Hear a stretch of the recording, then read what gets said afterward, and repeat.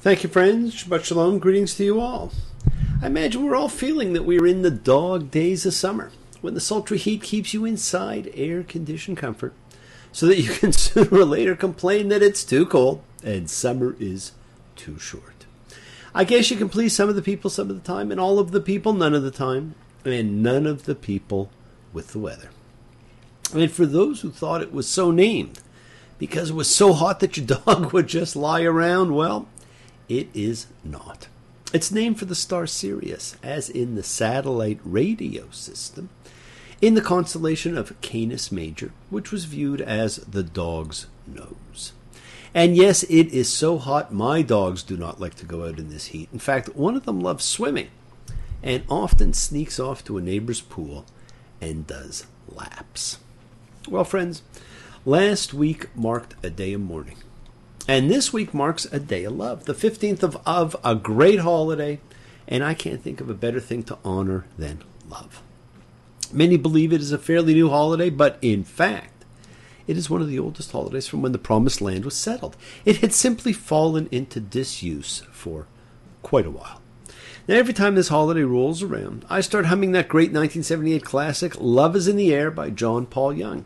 Love is in the air everywhere I look around. Love is in the air, every sight and every sound. Now, who would not want that? It's a festival of hugs, my friends. It now is the most popular and the most difficult day to book a wedding in the Hebrew calendar. Just like some North Americans register their kids for school practically on the day they're born, some try to book this date for a wedding well in advance. Hey, you can always get a bride or groom, but you might not get the date. Now, last week, I quoted Ain't Talkin', which said prayer has the power to heal, and it does. But what has greater power to heal, my friends, is love. Love has the power to heal. Love can do more than heal. Love can move mountains and traverse space and time. I remember the great Dick Shawn as Lorenzo Saint Dubois, LSD, singing the song Love Power in the original producers. Love Power, I'm talking about love power. The power of a sweet flower is going to rule the earth, and there'll be a great rebirth. Now, I don't know about you, but I'm still waiting on that great rebirth. Maybe next week. You see, sometimes people get confounded because they think they do not know how to pray. Now, I often teach a class in meditation, and I'm always surprised at how many people think they cannot meditate. Well, if anything, never forget, thoughts are things. So what you think, you believe. What you think is your reality. And so it may be more difficult for you to think you can pray, but everyone can love. So those who are not sure if they can pray for healing, feel and send love. And let us all send prayers and love for healing for Linda, a speedy recovery, a return to spirit, a return to the fullness of life. Ken's little girl Ginger had the first of a series of surgeries and is due for a series of skin grafts after a brutal attack, being in the wrong place at the wrong time. And we wish her the speediest recovery. And sad news came from Catherine this week, who lost her great friend Tazra, but got to hold her in her arms to say goodbye. When the evening shadows and the stars appear, and there's no one there to dry your tears, I could hold you for 1,000,000 years to make you feel my love.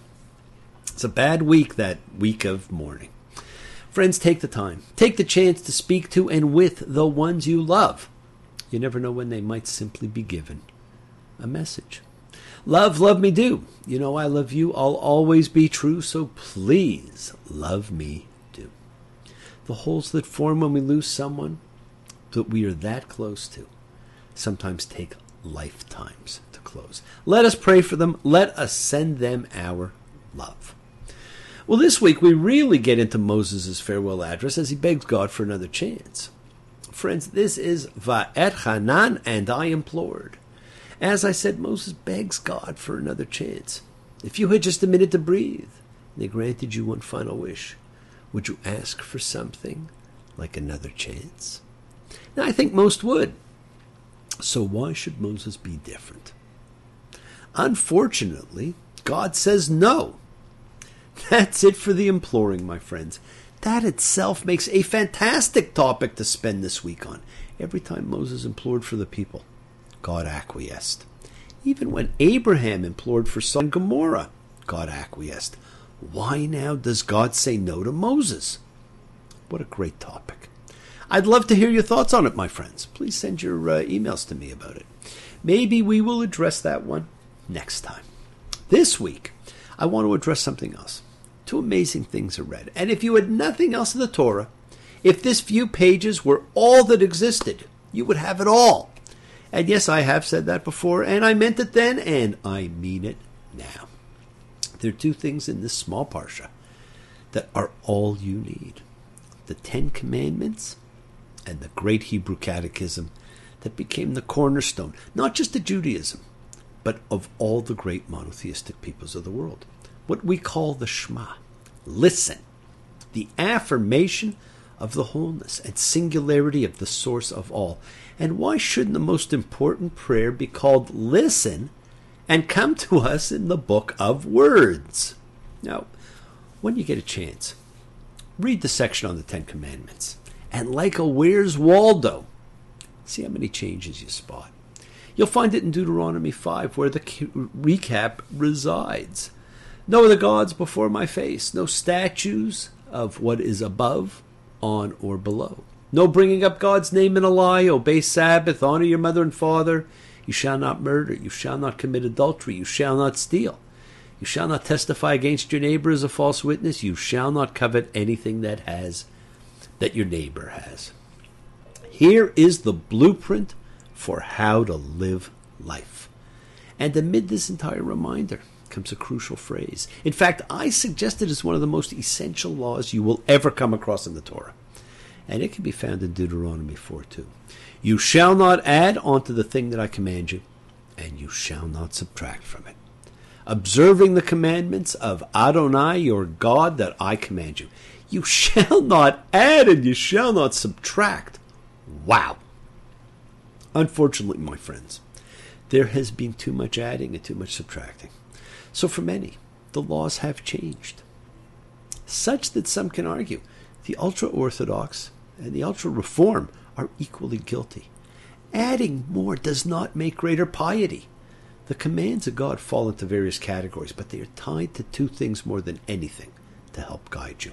First, your intent, your kavanah. It truly does govern everything you do in the spirit of the religious observance that you bring. And second, the two key themes of this parsha. There is only one God for all, and you must love.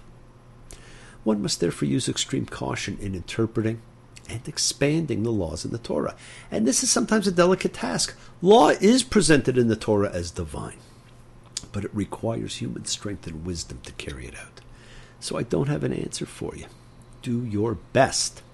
The Lord spoke these words to your entire community at the mountain from inside the fire, the cloud, and the nimbus, a powerful voice. And he did not add. And he wrote them on 2 tablets of stone and gave them to me. Friends, for over 2 millennia, Jews have struggled with the matter of additions to the law. Rabbinites and Karaites, Orthodox, conservative, conservadox, and Reformed Jews have differed over the limits of the law and over where Jews have gone too far in adding to it and too far in subtracting from it. If you have doubts about what to do, understand this. Moses says the covenant God made with man was the 10 Commandments. They are the essence of the covenant itself. They are your rules to live life. Follow them, and you cannot go wrong. Make it simple. Now, the other piece I want to mention is what became the cornerstone of monotheistic faith and is the one prayer that everyone Jewish knows. We call it the Shema. Listen, hear. We know how it is said and how it is translated. But it might have been a little different in its biblical Hebrew origins to biblical man. Shema Yisrael, Adonai Eloheinu, Adonai Echad.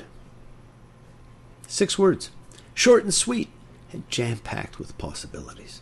Now, it's usually translated as, Hear, O Israel, the Lord is God, the Lord is one. And maybe sometimes as, Hear, O Israel, the Lord is our God, the Lord is one. Short and sweet says a lot. Now, like I say, If you know no other prayer, the odds are very good you know this one, and you know it in both its Hebrew and its English. But of course, two of the words have been changed, and we do not say it. That is, we do not say it how it was written. You see, it does not say the Lord. It says Yahweh. The third person verb which God told us was his name, meaning he who caused to be. It's never said in our times. Instead, we say the Lord, or Adonai. And so a biblical man might have heard, listen, Israel, he who caused to be is God. He who caused to be alone. What a statement. What a testament to monotheism with the commandment that necessarily precedes all others. Listen. Maybe we need to listen a little more carefully. Yes, the world is sacred, and so is everything in it. Express your gratitude. Friends, light a candle, make a wish. Celebrate your life and the lives of those you love. Share your feelings with them. Live free, be free, honor your freedom, be well, be happy, and be blessed. Share and honor the light and all who live in the light, and continue to shine. Continue to send everyone you know goodwill and love. Pray for peace and freedom for everyone, and end to terror and hatred. As Stevie Winwood said in Let Me Make Something in Your Life, sometimes it's hard to express what you feel while trying to say the things that are real. I don't want to fight, for fighting just brings pain. Just want to hold you in my loving arms again.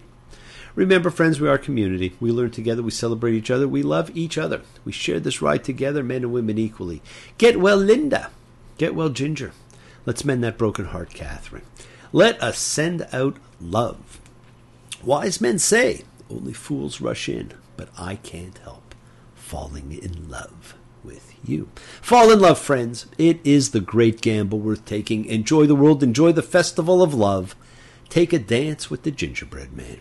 Thank you all. Love you. See you all next time. And I do love seeing you again. And remember, your wishes do come true. Listen. Do you want to know a secret? Do you promise not to tell? Whoa, whoa, whoa. Closer. Let me whisper in your ear. Say the words you long to hear. I'm in love with you. A song with both lessons in this week's show. A command to listen and a statement about love. Thank you, John, Paul, George, and Ringo. Bless you all. Shabbat Shalom.